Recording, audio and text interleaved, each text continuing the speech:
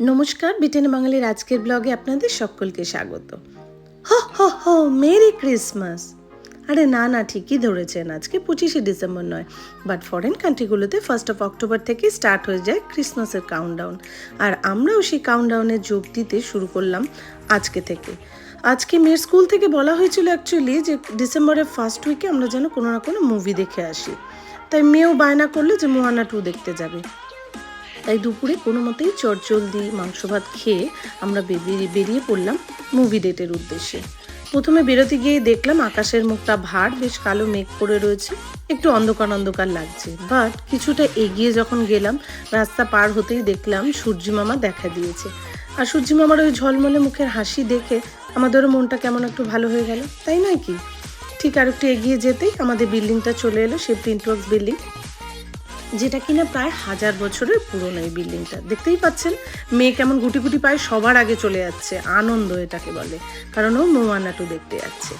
তো যাই বলছিলাম, এই বিল্ডিংটা হলো 1000 বছরের পুরনো একটি বিল্ডিং, যেখানে আগে নিউজ পেপার প্রিন্টিং হতো।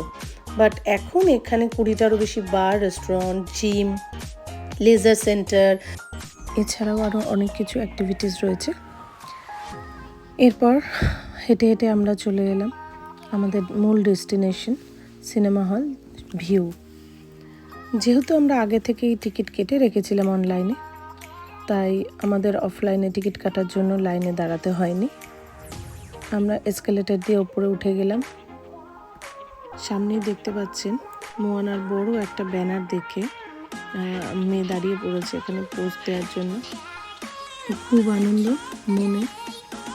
যেহেতু আমাদের একটু দেরি হয়ে গেছিলো, তাই এখানে যে শপে যা ফ্রাইজ, বার্গার, চকলেট, আইসক্রিম যা কিছুই পাওয়া যাক না কেন, আমরা কিছুই কিনতে পারিনি। এবার আমরা আইম্যাক্সের এন্ট্রান্সের সামনে চলে এসেছি, বসে পড়েছি সিটে। দেখুন এদিকে দুজনের মুখে বেশ আনন্দ। আমার তো সব থেকে বেশি ভালো লাগলো এতদিন পরে মোয়ানাকে দেখে, কারণ মোয়ানা আগের থেকে আরও বেশি সুন্দরী হয়ে গেছে। এরা দুজনেই, মুভিটা এত ভালো লেগেছে, মুভি এন্ডিংয়ে এরা দুজনেই ডান্স করতে শুরু করেছে, বুঝতেই পাচ্ছেন মুখগুলো দেখে। ফেরার পথে কিছু গ্রসারি শপিং দরকার ছিল, তাই আমরা চলে এলাম টেস্কোতে। টেস্কোতে এত সুন্দর করে সাজিয়েছে, দেখে মন ভরে যাচ্ছে। বেলস, বাবেলস, ক্রিসমাস ট্রি সব কিছুই রয়েছে এখানে।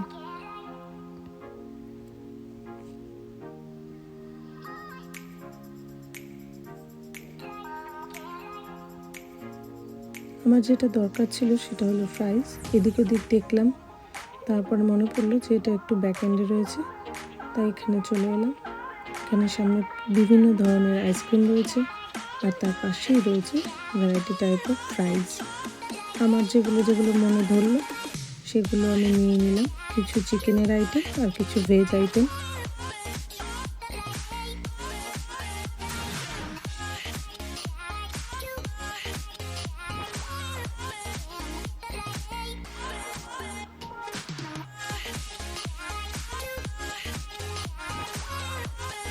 মেয়েকে বললাম যে একটা ডাইজেস্টিভ বিস্কুট নিতে, বাট ওর যেহেতু পছন্দ না, কনফিউজ হয়ে গেছিলো ডাইজেস্টিভ নেবো না চকলেট নেবো।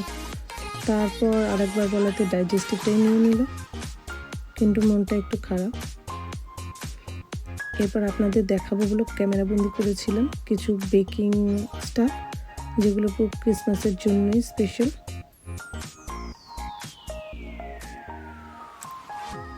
তারপরেও এগুলো বিল করে নিল।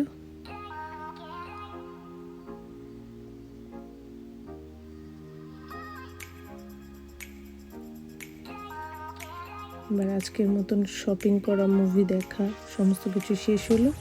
রাস্তায় ফেরার পথে দেখলাম অফিসের সামনে গাছগুলোতে লাইটিং করেছে, দেখতে খুব ভালো লাগলো। এরপর আরেকটি নতুন ব্লগ নিয়ে আপনাদের সামনে আবার আসবো অন্যদিন। ততক্ষণ দেখতে থাকুন, আনন্দে থাকুন, আর লাইক শেয়ার করতে থাকুন আমাকে।